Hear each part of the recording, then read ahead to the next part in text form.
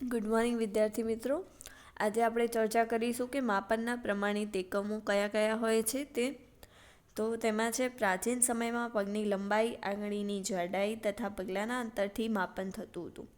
હવે આ બધા માપનના એકમોનો વાસ્તવમાં ઉપયોગ થતો હતો. હડપ્પા સંસ્કૃતિના લોકોએ ચોક્કસ લંબાઈના સારા એકમનો ઉપયોગ કર્યો હશે, કારણ કે ખોદકામ દરમિયાન પ્રાપ્ત થયેલા કેટલાક નમૂનાઓ ચોક્કસ ભૌમિતિક આકાર ધરાવતા હતા.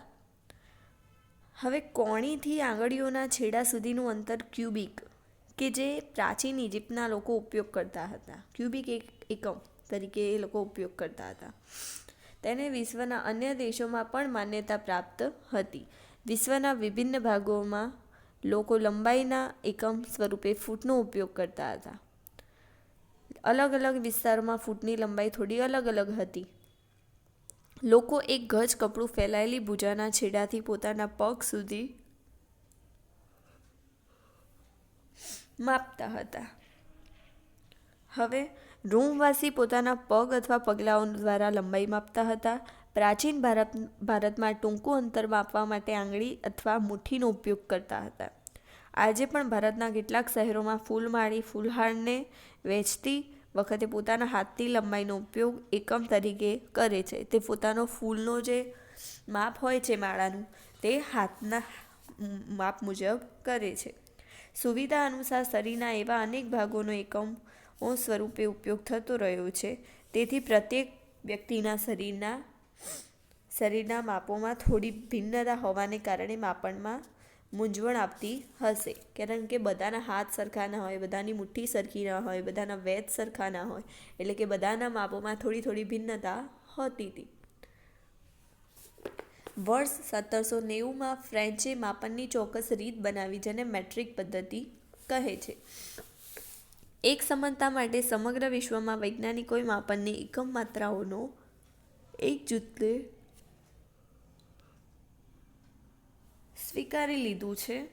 આજકાલ જે માપન પ્રણાલીનો ઉપયોગ થઈ રહ્યો છે, જેને આંતરરાષ્ટ્રીય એકમ પ્રણાલી એટલે કે એસઆઈ યુનિટ તેનું નામ છે, તે કહે છે.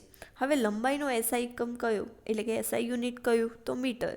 આકૃતિ 10.6માં મીટર પટ્ટી બતાવવામાં આવી છે. તમને નીચે આકૃતિમાં દર્શાવવામાં આવેલું છે મીટર પટ્ટી.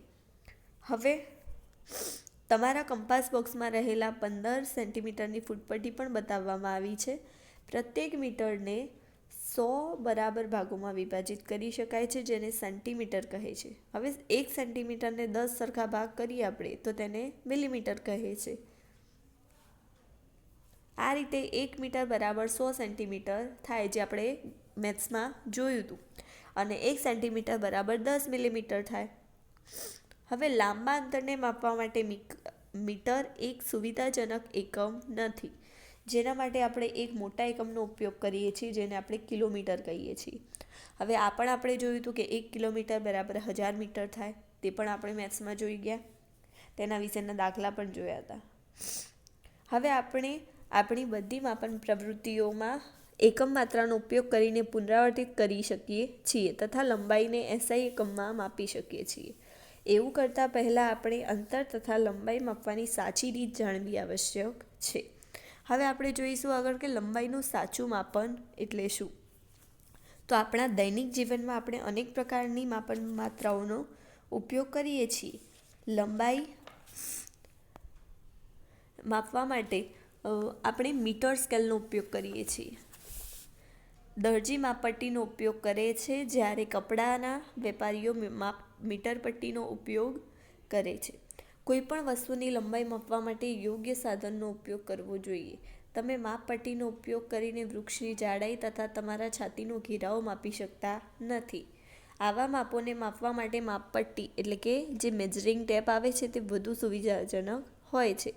નાની વસ્તુઓ જેવી કે તમારી પેન્સિલનું માપ માપવું છે, તેના માટે તમારે કંપાસ બોક્સમાં જે 15 સેન્ટીમીટરની ફૂટપટ્ટી આવે તેનો ઉપયોગ કરી શકો છો. હવે આપણે પેન્સિલનું માપ માપવું હોય તો આપણે મેજરિંગ ટેપનો ઉપયોગ કરીએ તે હિતાવહ નથી. એમાં આપણે ફૂટપટ્ટીનો ઉપયોગ કરી શકવાનો. હવે લંબાઈ માપતી વખતે આપણે નીચેની સાવધાની રાખવી અત્યંત જરૂરી છે. તો આકૃતિ 10.7માં દર્શાવ્યા મુજબ ફૂટપટ્ટીને વસ્તુના સંપર્કમાં તેની લંબાઈ અનુસાર રાખો. તમને આકૃતિમાં દર્શાવેલું છે કે તેની લંબાઈ અનુસાર રાખવાનું છે. હવે કેટલીક ફૂટપટ્ટીના છેડા તૂટેલા હોઈ શકે છે. તમે આવી ફૂટપટ્ટીનો શૂન્ય આંક જોઈ શકતા નથી, તો આવી પરિસ્થિતિમાં ફૂટપટ્ટીના શૂન્યાંકથી માપ લેવાનું ટાળો. તમને એક એ નંબરની આકૃતિમાં દર્શાવવામાં આવેલું છે કે તમે ફૂટપટ્ટીમાં બીજો કોઈ પૂર્ણાંક જેમ કે 1 સેન્ટીમીટર, જો તમને બીમાં દર્શાવવામાં આવેલું છે કે 1 સેન્ટીમીટર ઉપયોગમાં લઈ શકો છો, ત્યારે તમે બીજા છેડાના અવલોકનમાંથી પહેલાંનું અવલોકન બાદ કરી લંબાઈ પ્રાપ્ત કરી શકો છો. હવે ઉદાહરણ તરીકે બીમાં એક છેડાનું અવલોકન 1 સેન્ટીમીટર છે, જ્યારે બીજા છેડાનું 14.3 છે. તો વસ્તુની લંબાઈ માપવી હોય આપણે યોગ્ય લંબાઈ, તો 14.3માંથી આપણે 1 સેન્ટીમીટર બાદ કરી દઈએ તો આપણને મળે 13.3 સેન્ટીમીટર, જે આપણી યોગ્ય લંબાઈ ગણાય છે. હવે આગળ નીચે આવે છે ત્રીજા નંબરનું કે માપ લેતી વખતે આંખની સાચી સ્થિતિ પણ જરૂરી છે. કે આપણે સીધી ફૂટપટ્ટી રાખવાની, સીધે જોઈને એટલે કે સિદ્ધાંતમાં જોઈને જ આપણે માપ જોવાનું આવે. ત્રાંસી આંખથી આપણે માપ જોઈ શકીએ નહીં, તો માપ ખોટું આવે. હવે આકૃતિ 10.9, તમને આકૃતિ 10.9માં દર્શાવેલું છે કે તમારી આંખ જે બિંદુનું માપ લેવાનું છે તેની બરાબર સામે હોવી જોઈએ. સ્થિતિ બી આંખની સાચી રીત છે. ધ્યાન રાખો કે બી પરથી જોવાથી અવલોકન 7.5 સેન્ટીમીટર છે, જ્યારે એ અને સી પર જોતા અવલોકન અલગ અલગ હોય છે. તો આ વસ્તુથી આપણે જોઈ શકીએ કે લંબાઈનું ચોક્કસ માપ કઈ રીતે મળે. હવે આગળ આવે છે પ્રવૃત્તિ 3.